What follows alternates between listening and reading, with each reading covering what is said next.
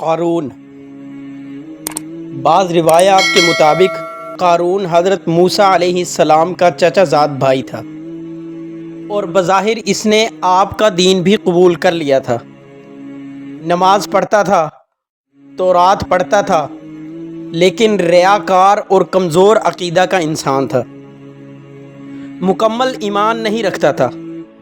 چاہتا تھا لوگ اس سے خوش فہمی رکھیں تاکہ انہیں فریب دے سکے۔ قارون فصلوں کو پیش کی سستا خرید لیتا اور بعد میں انہیں مہنگے داموں فروخت کرتا تھا۔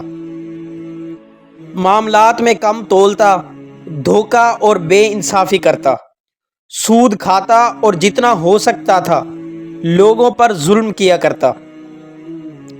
اسی قسم کے کاموں سے بہت زیادہ دولت اس نے اکٹھی کر لی تھی اور اسے ہر چیز سے زیادہ عزیز رکھتا تھا۔ قارون خدا پرست نہ تھا بلکہ دولت پرست تھا۔ اپنی دولت عیش و عشرت میں خرچ کرتا تھا۔ بہت عمدہ محل بنایا اور اس کے در و دیوار کو سونے اور مختلف قسم کے جواہرات سے مزین کیا، حتیٰ کہ اپنے گھوڑوں اور اونٹوں کو سونے اور جواہرات سے مزین کیا۔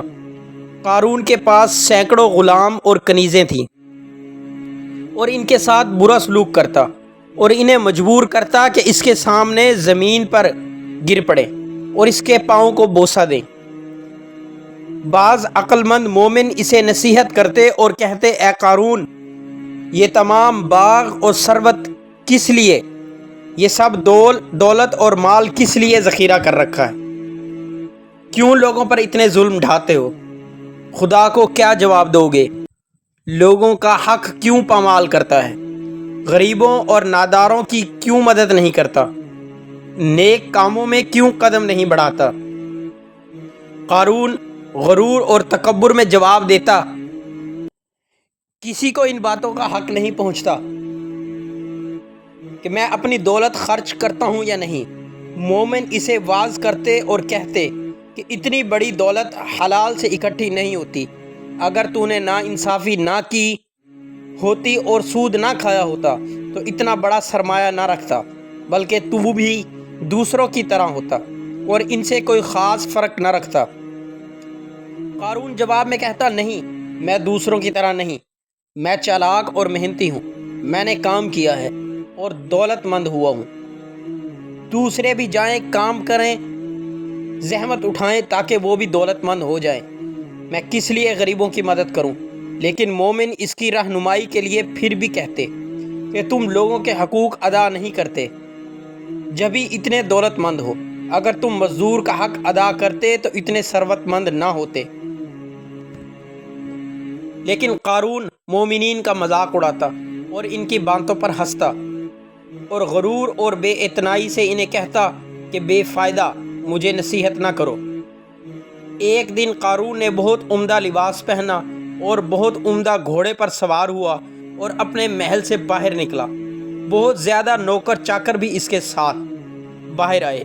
لوگ قارون کی عظمت و شکوہ دیکھنے کے لیے راستے میں کھڑے ہو گئے اور اس قدر سونے اور جواہرات کے دیکھنے پر حسرت کر رہے تھے۔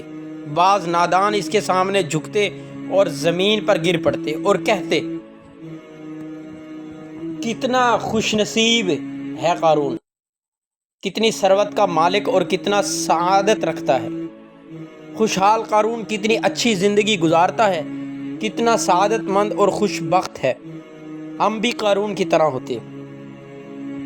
لیکن سمجھدار مومنین کا دل ان لوگوں کی حالت پر جلتا۔ وہ انہیں سمجھاتے اور کہتے کہ سعادت اور خوش بختی زیادہ دولت میں نہیں ہوا کرتی۔ کیوں اس کے سامنے زمین پر گڑے پڑے ہو؟ ایک ظالم انسان کا اتنا احترام کیوں کرتے ہو؟ وہ احترام کے لائق نہیں۔ اس نے یہ ساری دولت گراں فروشی اور بے انصافی سے کمائی ہے۔ وہ سعادت مند نہیں ہے۔ وہ سعادت مند انسان وہ ہے جو خدا پر واقعی یقین رکھتا ہو اور اللہ کی مخلوق کی مدد کرتا ہو اور وہ لوگوں کے حقوق سے تجاوز نہ کرتا ہو۔ ایک دن اللہ تعالیٰ کی طرف سے حضرت موسیٰ علیہ السلام کو حکم ہوا کہ دولت مندوں سے کہو کہ وہ زکوٰۃ دیں۔ حضرت موسیٰ علیہ السلام اللہ کا حکم دولت مندوں کو سنایا اور قارون کو بھی اطلاع دی کہ دوسروں کی طرح اپنے مال کی زکوٰۃ دے۔ اس سے قارون بہت ناراض ہوا اور سخت لہجے میں حضرت موسیٰ علیہ السلام سے کہا، زکوٰۃ کیا ہے؟ کس دلیل سے اپنی دولت دوسروں کو دوں؟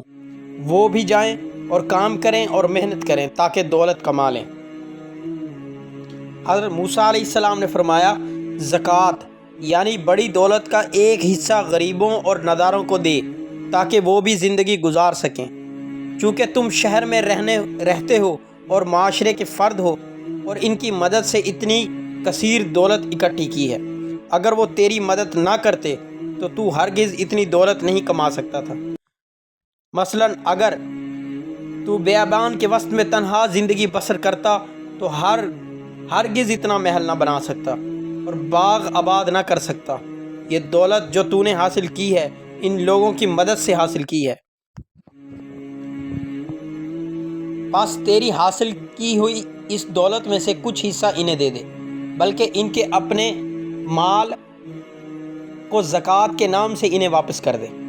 لیکن قارون نے حضرت موسیٰ علیہ السلام کی دلیل کی طرف توجہ نہ دی اور کہا، اے موسیٰ، یہ کیسی بات ہے کہ تم کہہ رہے ہو؟ زکوٰۃ کیا ہے؟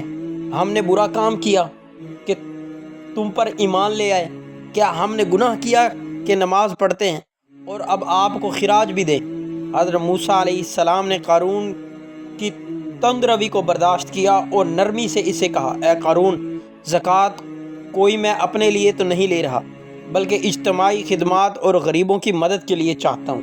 یہ اللہ کا حکم ہے کہ مالدار غریبوں اور ناداروں کا حق ادا کریں، یعنی زکوٰۃ دیں، تاکہ وہ بھی محتاج اور فقیر نہ رہیں۔ اگر تو واقعی خدا پر یقین رکھتا ہے اور مجھے خدا کا پیغمبر مانتا ہے تو پھر اللہ کے حکم کے سامنے سر تسلیم خم کر دے۔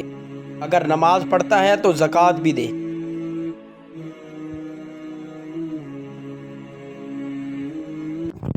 اللہ کے حکم سے زمین لرزی اور ایک شدید زلزلہ آیا اور ایک لحظہ میں قارون کا محل ویران اور زمین بوس ہو گیا، اور قارون کو قصر محل سمیت زمین نکل گئی اور اس حریص کے ظلم کا خاتمہ کر دیا گیا۔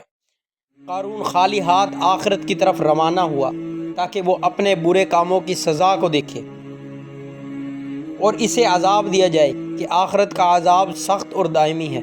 اس وقت وہ لوگ جو قارون کو سعادت مند سمجھتے تھے اور اس کی دولت کی آرزو کرتے تھے، اپنی غلطی کی طرف متوجہ ہوئے اور توبہ کی اور کہا، کتنی بری عاقبت اور برا انجام ہے۔ یہ قارون نے اپنے مال کو اپنے ہاتھ سے نہ دیا اور خالی ہاتھ اور گناہ گار آخرت کی طرف روانہ ہوا تاکہ اپنے کیے کا عذاب چکھے۔ اب ہم نے سمجھا کہ تنہا مال اور دولت کسی کو خوش بخت نہیں، بلکہ خوش بخت وہ ہے جو خدا پر ایمان اور اللہ کے احکام پر عمل کرے۔